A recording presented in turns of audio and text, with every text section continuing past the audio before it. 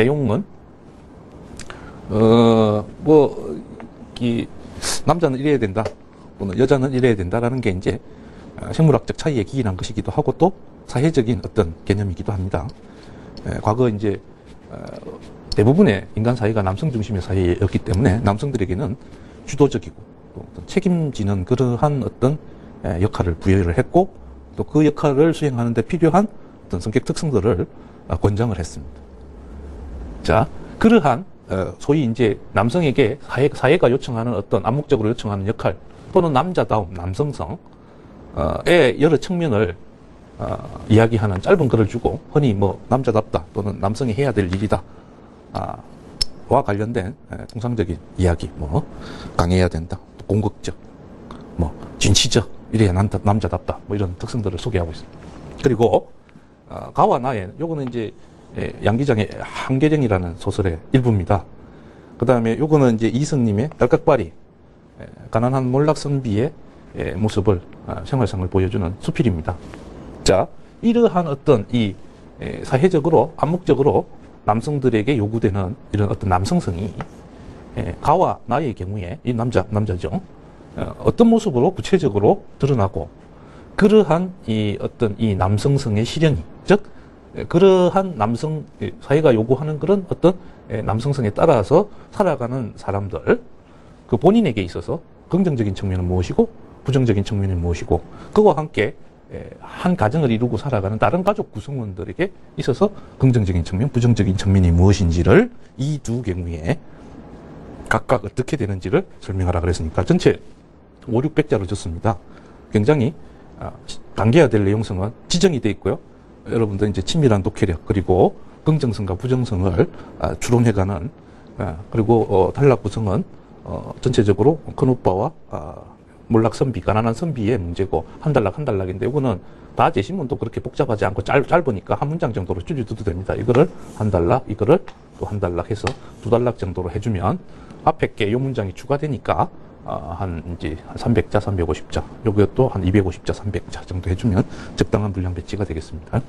자, 여기 이제 다에 여러분 저 프린터해서 읽어보시면 여러 가지 뭐 공격적, 진취적 뭐 이야기 있습니다만은 우리는 여기 다에서 이야기하는 남성성의 핵심을 파악하는 이유가 이 큰오빠와 이 가난한 선비에게 그 남성성이 어떻게 구현되는지를 보는 거니까 그 남성성의 여러 가지 특징 중에 한 부분에 얽매이 고르지 마시고 포괄적으로 남성성의 핵심이 뭔지를 이렇게 정리할 줄 알아야 됩니다.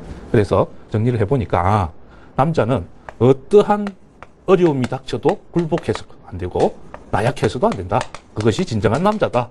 뭐 이런 정도의 내용으로 통합을 해낼 수 있습니다.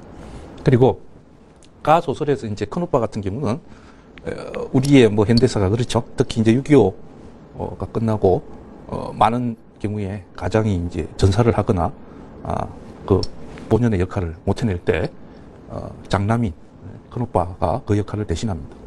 이 큰오빠는 나이 차이는 별로 안 나지만 자기가 가장의 역할을 맡았기 때문에 동생들과는 같은 세대지만 아버지 역할을 하게 되면서 동생들과 다른 책임의식을 갖게 됩니다. 그래서 대부분의 경우 우리 실제 현대사에서 그랬습니다. 동생들이 많이 있으면 그 형이나 누나나 여기 나오는 큰오빠처럼 그 동생들을 뒷바라지 하느라고 자기의 꿈을 접게 됩니다. 돈을 가장 역할을 해야 되는 거죠.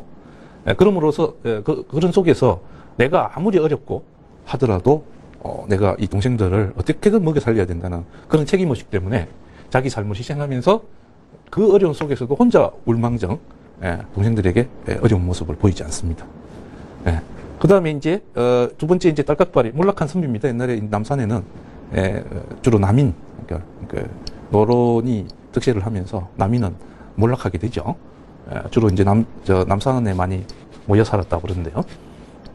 비록 몰락했지만 양반으로서 선비로서 자기가 지켜야 될 어떤 신념, 지조, 옳다고 생각하는 거 그런 것을 지켜내려고 노력하는 모습이 보입니다. 다소 과장되게 서술되고 있는 측면도 있지만 꼬장꼬장한 어떤 경우에도 그 유학자로서의 자기 원칙을 지켜내고자 하는 그런 모습이 보이고 있습니다. 자, 이걸 뭐 지조 이런 표현보다는 자기가 유학자로서 이렇게 사는 것이 옳은 삶이다라는 신념을 어떻게든 현실적 어려움 속에서도 고수하려는 그런 몸부림이라고 보면 되겠습니다. 즉 다시 말해서 남자는 이래야 된다라는 이런 생각이 여기서는 큰 오빠의 책임의식으로 드러나고, 여기서는 선비의 지조, 신념 뭐 이런 모습으로 드러납니다. 자, 구체적으로 이제 요 긍정적인 뭐 본인에게는 긍정적인 측면이 뭐냐, 이런 강한 책임의식을 가지고 살아가는 것이 큰 오빠 본인에게 당연히 내가 열심히 노력해서 우리 동생들, 우리 집을 내가 건설을 한다. 이거는 대단히 큰 오빠에게 있어서 하나의 보람이고 삶의 의미이죠. 그리고 그 역할을 내가 열심히 하고 있다.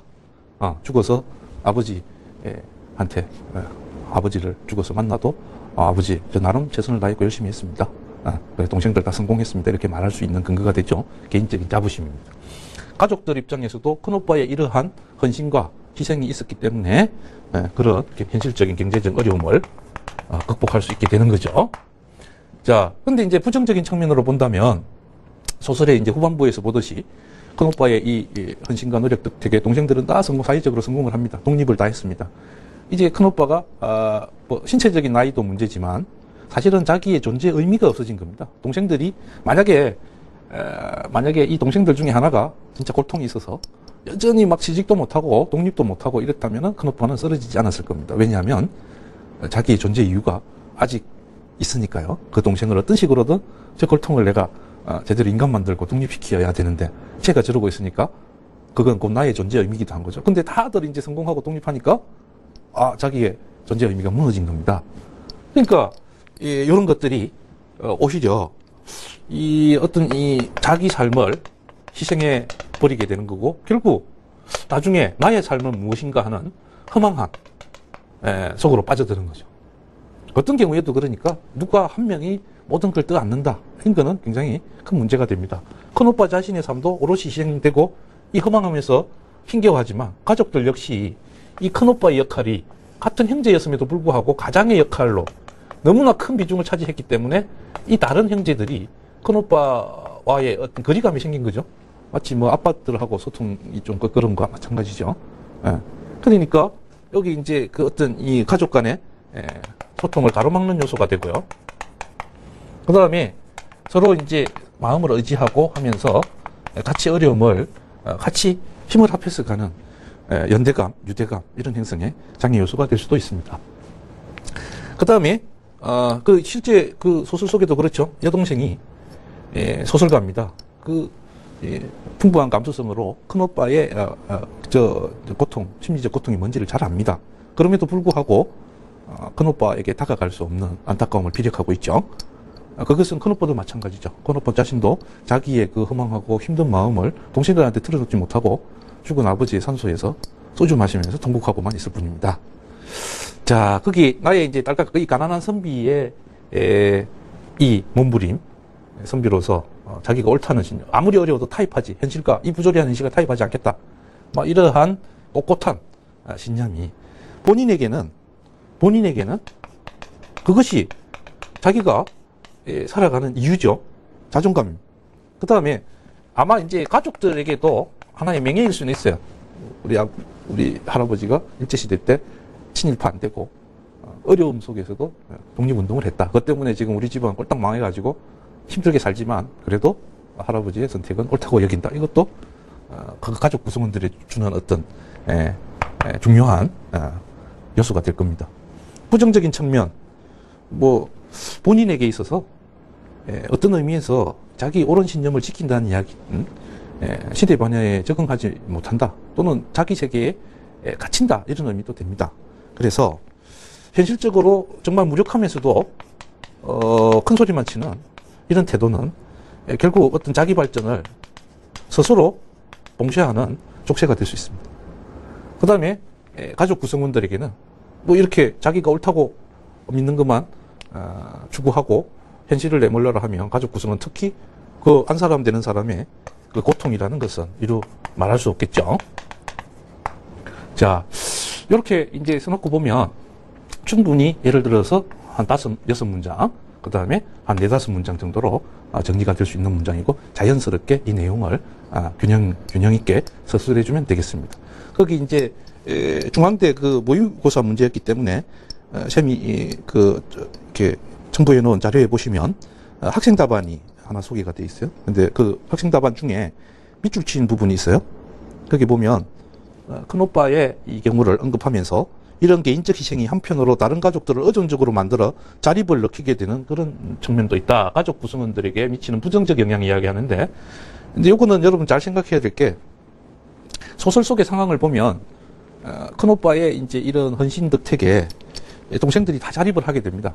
그러니까 이 큰오빠는 어떤 의미에서 행운하죠. 지금 막 자기 존재 의미가 사라져가지고 힘들어하지만, 왜냐하면 이렇게 열심히 하고 자기 희생했는데도 사고치는 동생들만 있어가지고 막 불행한 경우도 많이 있습니다.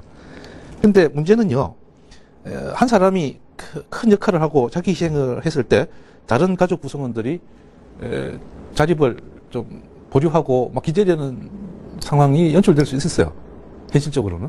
그런데 이 소설 상황에서는 그렇지 않다. 소설에서 문제 제기하고 있는 핵심이 그게 아니다. 그러면 이거는 소설 속의 상황을 곡해하는 게 되는 겁니다. 이렇게 하시면, 요거는 창의적이라고 안 해요. 말 안 하고 혼자 오해하고 있다. 이렇게 표현하는 겁니다. 굳이 이 내용을 쓰고 싶으면 지금 이 큰오빠의 이 역할은, 가장 역할은 같은 형제지간의 소통을 가로막는 요소가 될 수 있고, 게다가 이 큰오빠의 경우는 그나마 다행이지만 현실적으로는 큰오빠의 이런 헌신적 희생이 역설적이게도 다른 가족 구성원들의 자립을 늦추게 만드는 명분이 될 수도 있다라고 써주면 플러스 점수를 받을 수 있겠지 모르지만, 이 작품에서 문제가 되고 있는 이 이야기를 언급하지 않고 이 이야기를 쓰면 작품의 상황을 오해하고 있다, 이렇게 평가를 받을 수 있기 때문에 퇴고를 해줘야 됩니다. 그 다음에 최종 답안 있죠? 그 부분만 쌤이 고쳐놨습니다. 다음 문제를 가지고 하나 더 살펴보도록 하겠습니다.